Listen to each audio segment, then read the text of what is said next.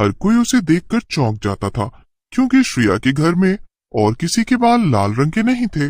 गांव में सबको लगता था कि श्रेया के बाल खून जैसे इतने लाल किस लिए हैं, क्योंकि वो चुड़ैल की बेटी है। जब श्रेया पैदा हुई, उसी के बाद उसके पापा और दादा दादी सबकी एक एक्सीडेंट में मौत हो गई। उसके बाद से उसकी माँ ही उसे अकेले पाल रही थी। एक दिन वो रोते हुए घर आती है। क्या हुआ श्रेया, तुम रो क्यों रही हो? ऐसी क्या बात हो गई है? फिर से किसी से लड़ाई करके आई हो क्या तुम? नहीं माँ, मैंने किसी से कोई लड़ाई नहीं की है। उल्टा वो सब बच्चे मुझे चुड़ैल चुड़ैल कहकर चिढ़ाते हैं। मेरे ये लाल बाल को कलर करके आप अपनी तरह से बना दो ना, एकदम काला काला। अरे रोना बंद कर पहले। मैंने तो कितनी ही बार तेरे बाल काले करने की कोशिश की, मगर इनका लाल रंग इतना गहरा है कि इन पर कोई और रंग चढ़ता ही नहीं। और कुछ गलत नहीं कहते गांव वाले, सही ही कहते हैं। अब क्या आप ऐसा क्यों कह रही हो माँ? अब आप भी मुझे ऐसे कहोगी? अरे तो और क्या करूं, जब से इस दुनिया में आई है मेरा जीना मुश्किल कर रखा है। इससे अच्छा तो तू पैदा होते ही मर जाती। काश मेरी बाकी बच्चों जैसी आम बच्ची पैदा होती, तो ये दिन देखने ही न पड़ते। ये सुनकर श्रेया को बहुत गुस्सा आता है और वो अपनी माँ को धक्का दे देती है। लेकिन उसका धक्का इतनी जोर का था कि उसकी माँ सीधा जाकर दीवार पर टकरा जाती है और नीचे गिर जाती है। आह आह, अरे मेरी कमर, हाय, आज तो मेरी कमर ही टूट गई लगता है।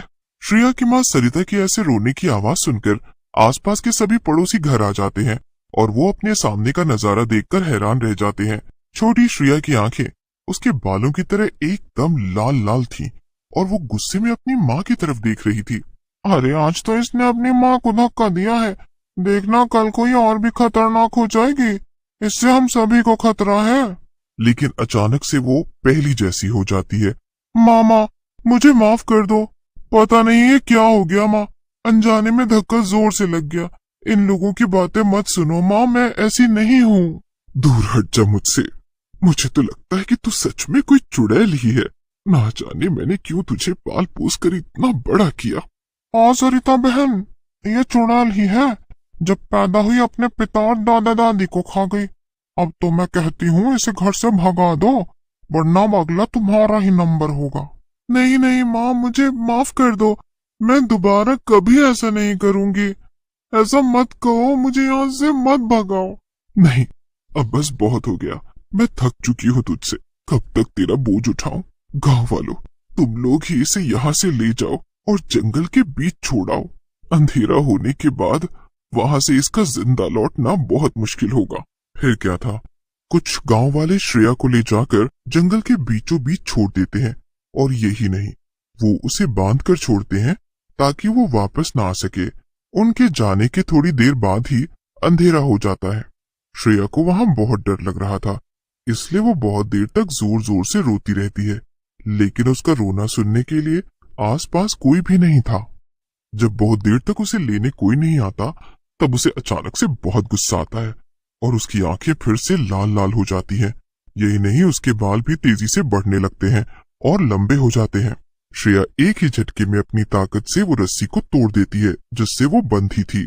ये मुझे क्या हो रहा है? और मेरे अंदर इतनी ताकत भी आ गई है कि मैंने झट से रस्सी तोड़ दी। थोड़ी ही देर में श्रेया एक बड़ी चुड़ैल में बदल जाती है जिसके लंबे लाल बाल थे और उसकी आंखें भी एकदम लाल लाल थी।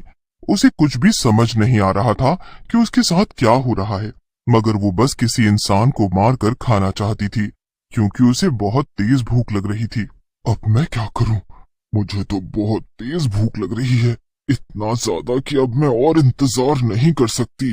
उफ, मुझे आखिर क्या हो रहा है?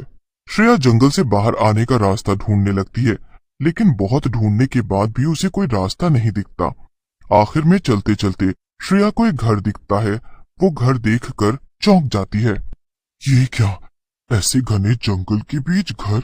मुझे नहीं लगता यहाँ। श्रेया घर के अंदर जाती है और अंदर का हाल देखकर उसके पैरों तले जमीन खिसक जाती है। वहां अंदर एक बहुत ही बूढ़ी चुड़ैल पड़ी सो रही थी, जिसके श्रेया के जैसे ही लाल बाल थे।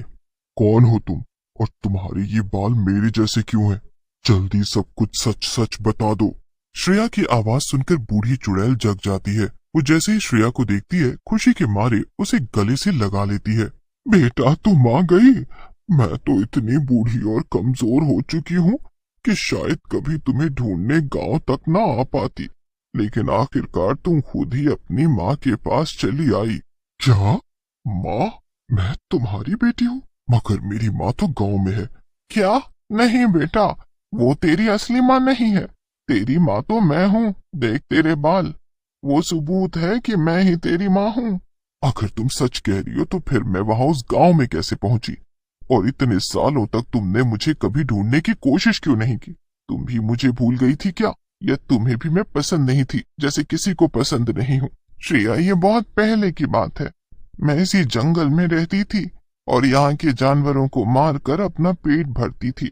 एक दिन एक इंसान यहाँ जंगल में आया लकड़ियां काटने।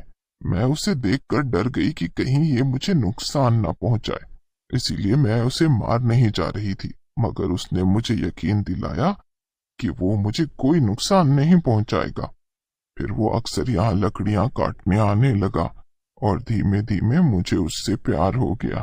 फिर एक दिन तुम इस दुनिया में आई, मगर उस आदमी को ये डर था कि अगर उसकी बेटी यहाँ मेरे पास रही तो मेरे जैसे ही बन जाएगी, इसीलिए उसने मुझे बहुत मारा और बेहोश कर दिया और तुम्हें चुराकर वो गांव में ले गया। और इसलिए उसने तुम्हें किसी घर में छिपा दिया और उस घर में जो बच्चा पैदा हुआ उसे मेरे पास ले आया और वो मुझसे कहने लगा कि वो दूसरा बच्चा मेरा बच्चा था। लेकिन मैं सच जानती थी, इसलिए मैंने उस आदमी और उस बच्चे दोनों को ही मार दिया। क्या ये सच है? देखो, अगर तुम झूठ बोल रही हो ना तो तुम्हारी खैर नहीं। इससे पहले कि श्रेया कुछ कहती, चुड़ैल जादू करती है और अपनी सारी बची हुई शक्तियां श्रेया के अंदर डाल देती है। ऐसा करते ही वो खुद हवा में गायब हो जाती है। ये क्या हो रहा है? तो क्या अब सच में मैं एक चुड़ैल हूँ? जिसका सभी गांव वालों को डर था मैं वही हूँ। लेकिन नहीं, उन्होंने मेरे साथ ठीक नहीं किया। अब मैं उन सबको जाकर खत्म कर दूंगी, और सबसे पहले उस माँ को। श्रेया जल्दी से गांव पहुंचती है और हर तरफ अपनी माँ को ढूंढने लगती है, मगर उसे उसकी माँ कहीं नहीं दिखती, ना अपने घर में ना गांव में। कब से ढूंढे जा रही हूँ मगर वो तो कहीं मिल ही नहीं रही। अब तो मुझे और भी ज्यादा गुस्सा आ रहा है। धीमे धीमे श्रेया का गुस्सा बहुत ज्यादा बढ़ जाता है और वो पूरे गांव में तबाही मचा देती है। वो हर गांव वाले को मार देती है और घरों में अपनी शक्तियों से आग लगा देती है। तभी उसे एक औरत दिखाई देती है। वो उसे मारने के लिए आगे बढ़ती ही है कि तभी वो औरत श्रेया से कहती है, नहीं नहीं, रुक जाओ, मुझे छोड़ दो। तुम तो अपनी माँ को ढूंढ रही हो ना, मुझे पता है वो कहाँ है। क्या? तुझे पता है तो जल्दी बताना कहाँ है वो। मैं कब से उसे ढूंढ रही हूँ। वो जब सब गांव वाले उसकी बच्ची को लेकर जंगल में छोड़ आए थे, उसके थोड़ी देर बाद ही वो दौड़ते हुए जंगल में गई। पता नहीं क्यों वो तुम्हें वहीं मिलेगी। ये सुनकर श्रेया चौंक जाती है। वो सीधा जंगल की तरफ भागती है और अपनी माँ को मारने के लिए उसे ढूंढने लगती है। थोड़ी ही देर में उसे जंगल में अपनी माँ की आवाज सुनाई देती है। वो धीरे से उस आवाज के पीछे जाती है।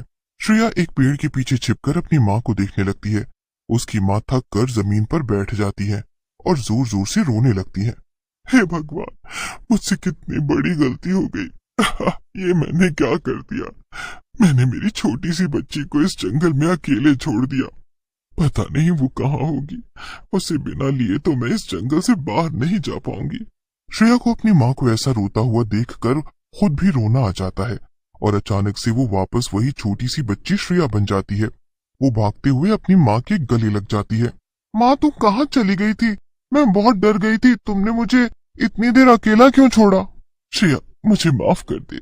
मैंने तुझे बहुत ढूंढा मगर तू मुझे मिली ही नहीं। मगर अब चल, हम घर वापस चलेंगे और हम इस गांव से चले जाएंगे। कहीं दूर जाकर खुशी खुशी रहेंगे।